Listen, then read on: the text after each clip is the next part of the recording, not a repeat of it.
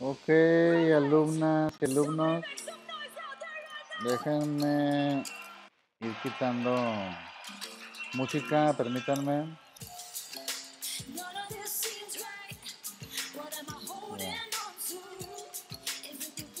Ya, perdón. Ya no sé si escuchaba la música, pero pues lo que estaban escuchando o viendo es Coven, una, una DJ y productora musical bien interesante. Toca drum and bass. Es rusa, si no me equivoco. Bueno, a ver, vayámonos para acá. Ok, bienvenidas, bienvenidos, espero que estén muy bien. La clase es de habilidad lectora. Antes de comenzar, algunos me han preguntado, ¿y la tarea? Mañana está asignada junto con la tarea número 2 para que ya la tengan de una vez y se planeen y se organicen. Así que transmitan esta información, aunque les diría a los demás que la vieran si quieren conectarse con la información que se está revisando el día de hoy. Eh, Voy a ponerla en el texto. De todas formas, si hay alguna necesidad, algún problema o alguna circunstancia, pues eh, se comunican conmigo. ¿Mm? Ustedes ya sabrán, ¿no? A horas prudentes sería más que interesante. A ver, fíjense. La clase del día de hoy de habilidad lectora, ustedes son el grupo cuarto B, si no me equivoco. Tiene que ver obviamente con principios de lectura y de escritura, que son muy útiles, primero porque se los van a encontrar como concepto y como ejercicio en algo que se llama examen Ceneval. Es muy lejano, obviamente, pero me da pie para discutir algunas cosas que son, creo que, bien importantes y que tienen que ver con la escritura.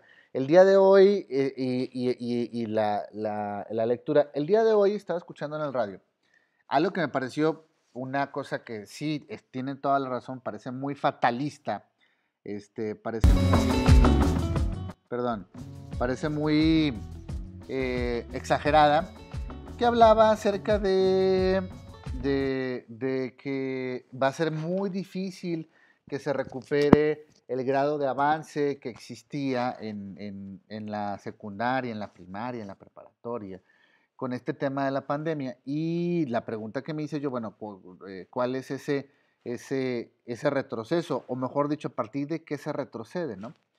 Y obviamente tiene que ver con el ejercicio de habilidades matemáticas y habilidades lingüísticas o habilidades del español. Y me llevó a pensar, bueno, si no se tienen en casa, pues se tienen entonces en la escuela. ¿Y qué pasa en la escuela? Pues en la escuela lo que sucede es que se manifiesta que se tienen, pero no por estar ahí presente, y ustedes lo saben muy bien, como yo también que fui alumno, que tomé esta clase de etimología grecolatinas junto con otro, eh, con otro, ¿cómo se llama? Ay, perdón, estoy leyendo un mensaje que me pusieron aquí, Paula Pérez. Ahorita pongo en Facebook, no sé si te sirva el enlace del grupo de WhatsApp de habilidad lectora para que lo tengas ahí. Eh, entonces, vuelvo acá al tema. La gran pregunta es, bueno, ¿qué es lo que está pasando? ¿O por qué la gente no está aprendiendo? Y la gran pregunta es, si yo, les decía, como yo fui alumno, también me doy cuenta que no por estar ahí, ustedes van a decir, sí, sé leer y sé sumar y sé escribir. Tiene que ver con un asunto de práctica. Y es lo que vamos a empezar a discutir ahora, ver cosas desde la perspectiva teórica para después localizarlas en la práctica. Y es que, por ejemplo, digo, aquí en mi caso, desde que yo era muy joven, había muchos libros en mi casa y decidí leerlos. En mi casa también hay muchos y la gente lee. Y tiene que ver con un tema de acceso a esa información y a esa circunstancia que diga, bueno, voy a leer. ¿Mm? O yo hago lo posible por leer. Yo iba mucho a la biblioteca y sacaba muchos libros de la biblioteca del centro, la que está atrás de Guadalupe. A lo que voy es que tiene que haber la circunstancia y espero crear la circunstancia en este caso para discutir algunas cosas que creo que les van a servir más adelante. ¿Mm? ¿Cuándo van a preguntarse? Pues en la universidad. Habrá profesores que se los van a preguntar en la preparatoria, no creo la verdad, ¿sí? Pero sí es importante tenerlas porque hablan de organización. Total, vayamos a esto. Miren, cuando estamos hablando de escritura, estamos hablando de una actividad que implica como un reconocimiento no me estoy presionando, de parte cognitiva y parte sensorial. Parte cognitiva y parte sensorial. Y que al mismo tiempo, como yo hablo, también escribo. Perdón, confirmo, como yo leo, también estoy hablando, porque hay una vocecita en mi interior que me está diciendo algo, ¿no? Y también, en cierta manera, estoy escribiendo. Entonces hay una conexión entre las tres cosas que es fundamental y no puede separarse. Cuando estamos hablando de redacción, estamos hablando de que tiene que haber una transformación de algo que hacemos nosotros muy bien, que es hablar. Hablamos muy bien, acentuamos, ponemos comas, mayúsculas, minúsculas, nos alteramos y ponemos expresión exclamativa, preguntamos. Al final de cuentas somos unos grandes oradores. Pero la escritura es otra cosa, tiene una característica muy propia y reglas concretas. Pero hablando de redacción, estamos hablando de una forma de expresarse a partir de la escritura. Y entonces, lo que ahorita vamos a ver es cuáles son déjenme abrirlo acá, antes de ponérselos ustedes. ¿Dónde está? Siempre se me pierde. Aquí está. De algunos elementos o componentes de la redacción. Déjenme pasarme para acá. Componentes de la redacción. Recuerden que yo utilizo puras páginas de internet para que se den cuenta de que hay la información que ustedes revisan se puede encontrar en la red sin ningún problema. Y obviamente pues dándole el crédito a quien se lo tengan que dar. Yo no lo hice obviamente esto. Componentes de la redacción. Cuando estoy hablando de componentes de la redacción, estoy hablando particularmente de lo siguiente. Dice, los componentes de la redacción, voy a hacer esto más grande, todavía más grande, no tan grande, ahí, aquí mira. Dice, los componentes de la redacción sirven para la coherencia del texto. Los componentes más comunes, ¿cuáles son? ¿Pero qué es la coherencia? Aquí hay una palabra clave. Antes de meternos a todo esto, hay que entender qué es la coherencia. ¿Qué es la coherencia? Fíjense. Y aquí sí lo vamos a revisar. Déjenme irme para acá. ¿Dónde estás? ¿Dónde estás? Fíjense.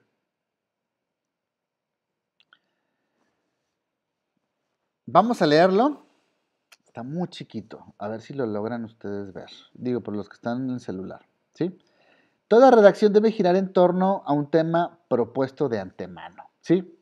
Es muy importante la tematización y sobre todo lo que yo sé que voy a estar haciendo. Miren, por ejemplo, ahorita tuve un conflicto, no un conflicto, una especie de inconveniencia y de confusión con los alumnos de etimologías grecolatinas porque yo les dije a ellos que podían entregarme lo que quisiera. Y entre eso incluía textos, pero que yo no les iba a decir qué tipos de texto porque ellos los tenían que elegir y poner las características de sus textos. Total, a lo mejor ustedes ya tienen un poco más de noción. El asunto es que me decían, profe, es que voy a opinar. Sí, pero una opinión no es un texto. Pero estoy escribiendo algo, no es un texto.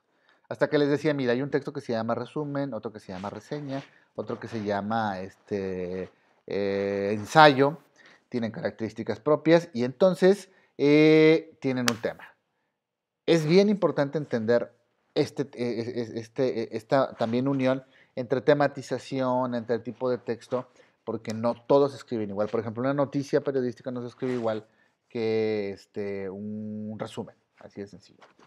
Lo primero que debes hacer al redactar, como dice aquí, es pensar bien y ordenar el tema, luego aclarar las ideas que le sugiere. Tematizar es básico, básico. Hay que entender dos cosas. ¿Qué es el fondo? Hay que tener forma, fondo y forma, fondo y forma. El fondo es de la redacción lo constituyen las ideas que utiliza el autor para desarrollar un tema. Son todas las ideas que ustedes tienen. Los aspectos de sintaxis y contenido más importantes que se deben considerar son la coherencia, la fundamentación de ideas, la concordancia y la fluidez, etc. Pero el fondo tiene que ver con las ideas. ¿Y qué es la coherencia? Que es lo primero que vamos a ver. Dice, cualquiera que sea su objetivo, todo escrito debe estar organizado de tal manera que el acomodo de las ideas en los párrafos conserve una coherencia y una lógica clara. Un texto tiene un tema general o título y que cada párrafo desarrolle una idea central. A veces la idea se desarrolla en más de un párrafo, obviamente relacionada con el título del texto. A ver, esto tiene que ver con la organización y empieza a aparecer la coherencia, porque un texto coherente es el que está bien organizado. La pregunta que a veces me hacen unas personas, pero ¿cómo sé que está bien organizado? Porque es coherente. ¿Pero cómo sé que es coherente? Porque está bien organizado. Entonces, carajo, ¿qué es primero? La idea es que en esta relación que tiene que ver con la coherencia y el texto, es que primero tiene que haber un tema y un tipo de texto de entrada. Ya que tienes eso, por ejemplo, en el resumen, yo sé que no va a venir mi opinión y que las ideas más grandes las voy a hacer más pequeñas y que si encuentro 20, pues a lo mejor las voy a reducir en 10 y esas 10 las voy a utilizar si quiero ponerlas de forma cronológica, en párrafos y así voy obteniendo coherencia. Esa es la coherencia, muy importante digo, en cierta manera como eh,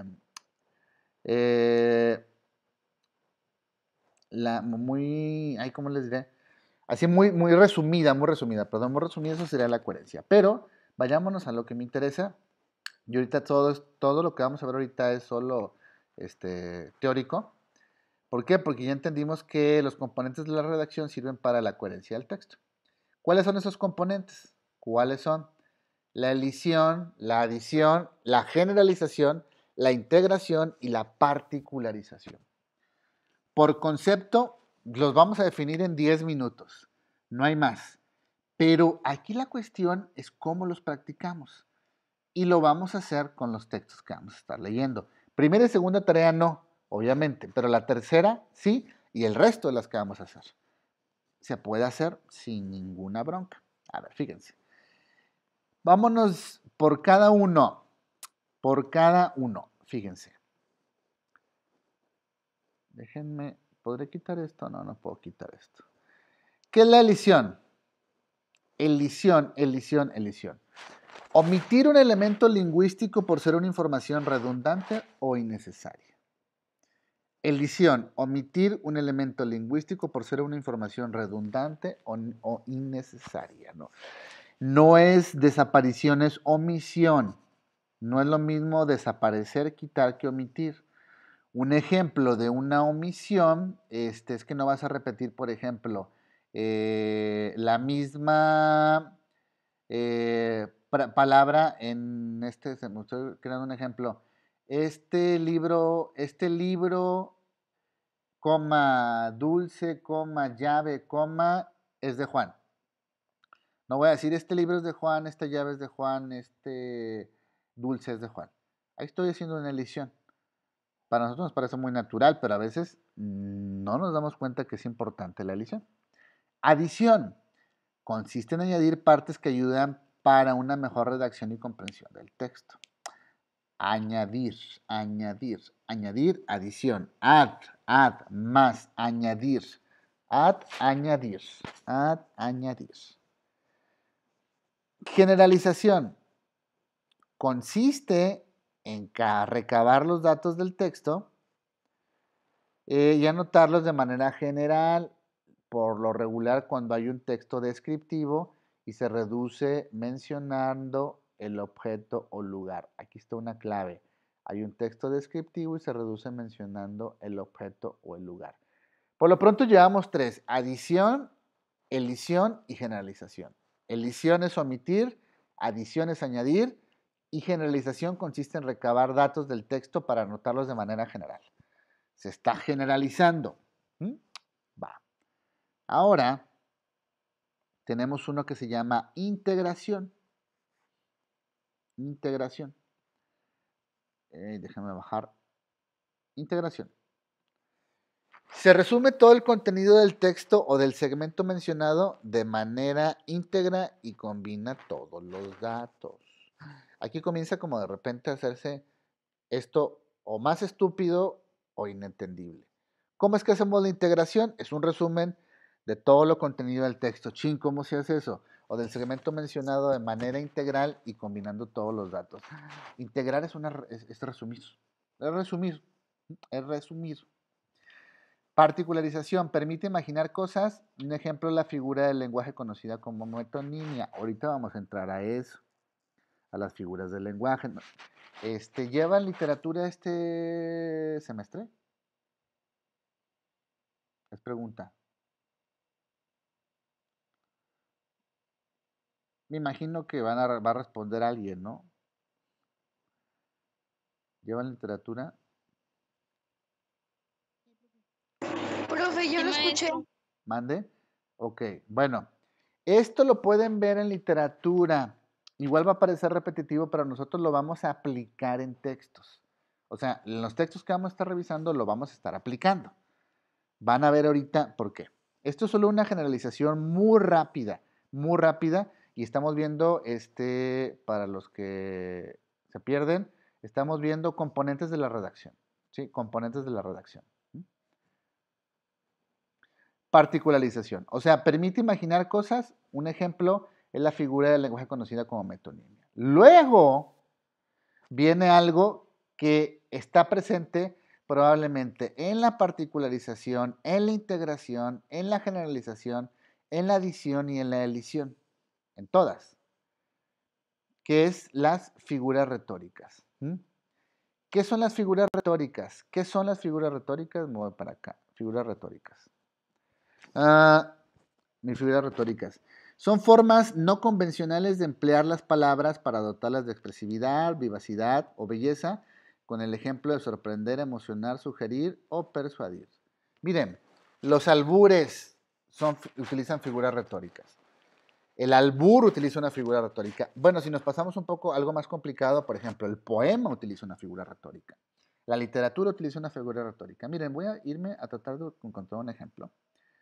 A ver, de poesía, ¿no? Y mi voz que madura. Aquí está.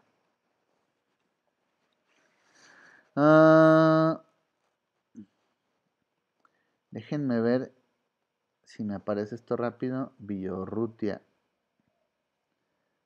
No, no me va a aparecer esto aquí rápido. Denme un segundo, nada más quiero. Aquí está. Fíjense, aquí lo tienen como epígrafe. Aquí está. Este es un poema de Javier Villorrutia. Yo lo leí en la preparatoria, me acuerdo, y dije, wow, ¿qué es esto? Fíjense lo que hace este hombre y tiene que ver con el uso de figuras retóricas. Primera frase que dice, y mi voz que madura. O sea, es la voz que está madurando. Pero después la transforma y mi voz que madura. Ya es una voz que quema, ¿no? Que madura, va a quemar algo. Y mi voz que madura, ya es un bosque que está madurando y mi voz que madura. ¿Sí? O sea, mi voz que madura, perdón, la primera de que está quemado algo aquí y luego mi voz que madura al revés está quemando algo. Esto es un ejemplo de figura retórica, es un juego lingüístico. Y las figuras retóricas están presentes en muchos elementos que nada tienen que ver con la poesía y que están ahí en un texto no literario, en un texto periodístico, en un ensayo. Bueno, lo que nosotros vamos a estar viendo es esta parte de encontrar los elementos de se me va el nombre, de los componentes de la redacción en textos de manera práctica. Ahora me voy para acá, fíjense. Bueno, se los pongo así, esta guía de estudio, por el famoso College Board, es la base de lo que está haciendo todo el mundo ahorita para entrar a la universidad. En las universidades que, pues, digamos, que quieren que sus alumnos entren con un buen nivel, les están haciendo este tipo de prueba. Y si se ponen a pensar, a ver, aquí se encuentra una parte que es la de redacción y se está viendo todo eso. Edición, adición, generalización, integración y particularización. Obviamente aquí lo vemos de manera práctica, si lo quieren ver así, pero pues lo que vamos a estar revisando. ¿Qué va a pasar entonces? Ahorita solo fue una introducción. Ya lo que ahorita miramos ay, aquí está, perdón. De concepto es lo más que va a haber, ¿eh? ¿Por qué? Porque no hay otra explicación para decir esto. Así como lo vimos de pequeño, Eso es el concepto que está presente, pero lo interesante es cómo lo vamos a llevar a la práctica. Y es lo que vamos a estar revisando. Ahorita yo les voy a subir los links de las páginas que estuve revisando, que estuvimos revisando, para que ustedes pues ya tengan y sea más sencillo trabajar. Traducción, perdón. No, traducción. Para repetir, lo que voy a estar revisando, lo que voy a poner mañana es la tarea número 1 y la tarea número 2. Y a partir de la tarea número 3 vamos a estar tratando de que los textos que estén leyendo, ahí es donde voy lo revisando, los tengan con ejercicios que puedan poner en práctica lo que hemos estado revisando aquí, a partir de esta clase. Entonces, muy rápido, por conceptos, algo muy sencillo. Y ahorita en unos minutos y les subo esta clase y la información que les dije que les iba a dar. Pero bueno, eso sería todo. ¿Hay alguna pregunta? La tarea número 2 es de historia, ¿verdad? Y la tarea número 1 de aquí de habilidad lectora. No, voy a subir la tarea número 1 y 2 de habilidad lectora. La tarea de historia la voy a poner a partir de que se entregue la tarea número 1 de historia. Muy bien. ¿Sí? Para no saturarlos, así, todo así de lleno. Bueno, además de que, como ya les dije, me dieron la clase de improviso, pero vamos a darle. No pasa absolutamente nada. A ver, aquí me escribieron, profe, las tres de habilidad lectora las mandé. Sí, las voy a mandar por WhatsApp y por el grupo de Facebook, por los dos. Por lo pronto, ahorita voy a subirles el video, y luego los links que estuvimos revisando, para que tengan la información, la pueden ir guardando, y luego ya, cuando haya un ejercicio, pues la puedan revisar. ¿Sí? ¿Tienen alguna duda, pregunta, aclaración, mentada? No, profe. Muchísimas gracias por conectarse, en serio, les agradezco todo el esfuerzo. Paz, cenen rico y nos vemos pronto. Bye. Bye.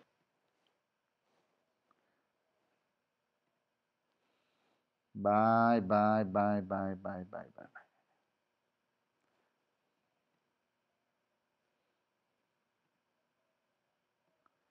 Bye.